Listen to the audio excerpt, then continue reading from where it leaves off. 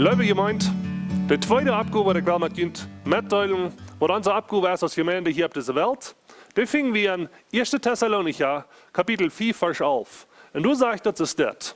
Du werden merkt jullie euren ondermout en büt jullie euren onder ab. So, als jeder das tun. Wenn wir einen kleinen Baum sahen, dann brauchte jeweilig eine Stadt, wo er sich anlehnen kann, dass er Glück wachsen kann.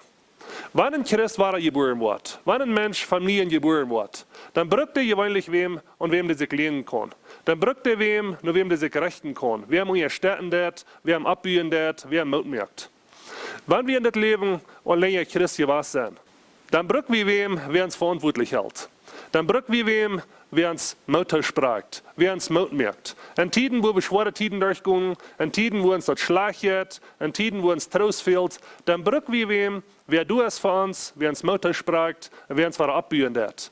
In Tiden, wo wir uns verfehlt haben, wo wir sind kort gekommen vor unseren Gott, dann braucht wir wem, wer in uns kommt und uns Reich hält. Diese Abgabe ist nicht bloß die predigere Abgabe. Diese Abgabe ist uns als Gemeinde ihre Abgabe. Du, als ein Gemeindeglied, hast die Abgabe, die nur bei Mutter zu sprechen.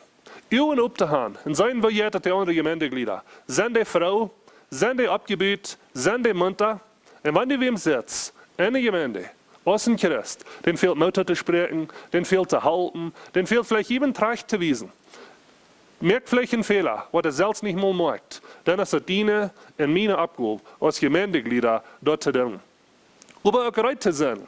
Wenn ich einen Fehler merke, wenn ich anmutig bin, wenn ich traurig bin, dann bereit zu sein, ein Unternehmen, wenn ein anderes Gemeindeglied nach mich kommt, mich Recht hält, mich abbietet, und du es für mich.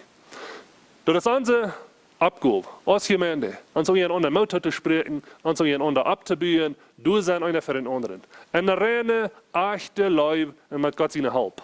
Nicht uns kritisieren, nicht du sein am negativen Weg, aber du sein einer für den anderen, eine reine Leib. Uns abbühen, uns Mut sprechen, und du sein einer für den anderen. Bleibt unhalt im Gebet und bleibt stark im Herrn Jesus Christus. Gottes Segen.